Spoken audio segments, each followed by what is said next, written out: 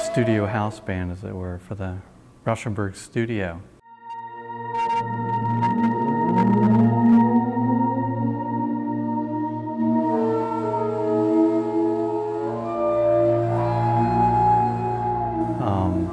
And once we just started playing together, it just kind of took off from there. And we kind of combined our disparate talents.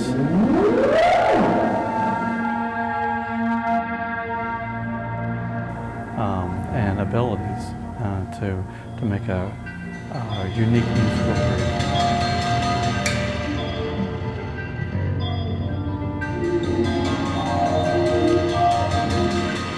Essentially, as a friend of mine said, well, I never really heard anything like that before. And so I think that's one of the things that makes us charming.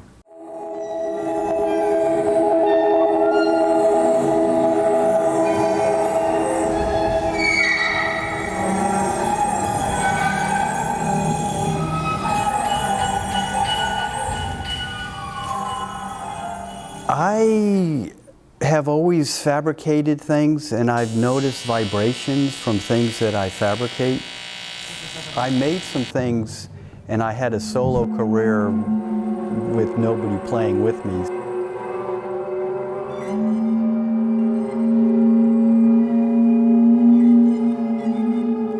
And Kat just asked if she would want me to play with her, and then we just started playing together.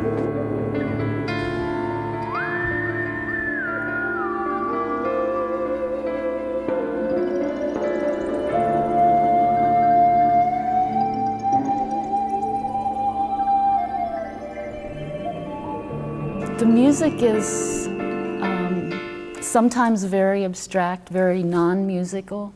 Sometimes it's really beautiful, almost heavenly, sometimes almost demonic.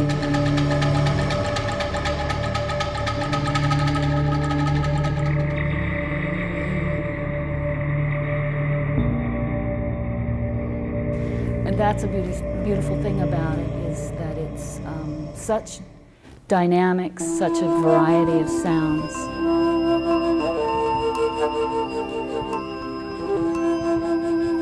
It kind of reaches every emotion, and also is so interesting looking, and the approach is so interesting.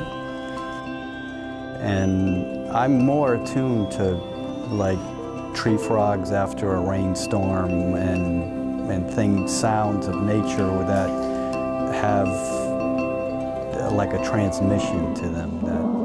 And so I just have ideas of sounds and try to make them. And I really don't know what it's going to sound like until it's made. I have a concept, I make something, and then I plug it in and try to learn how to play it. And music is the liveliest of the arts for me. I get more of a visceral thrill out of sound than any of the other media. It's the one that's most likely to raise the hair on my arms than a good painting. I love the intellectuality of a great painting or a great sculpture or something like that. But if you want sheer body reaction, then sound is the one that's going to get you first.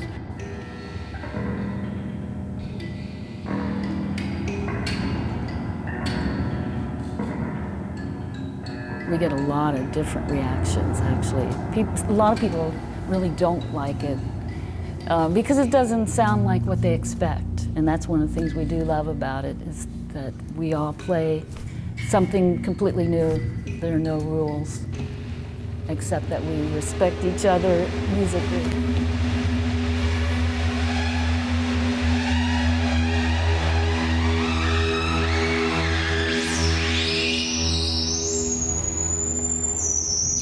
Well, it was an honor to play for that, not only the Merce Cunningham Dance Company, but to play with dance and with those incredible dancers.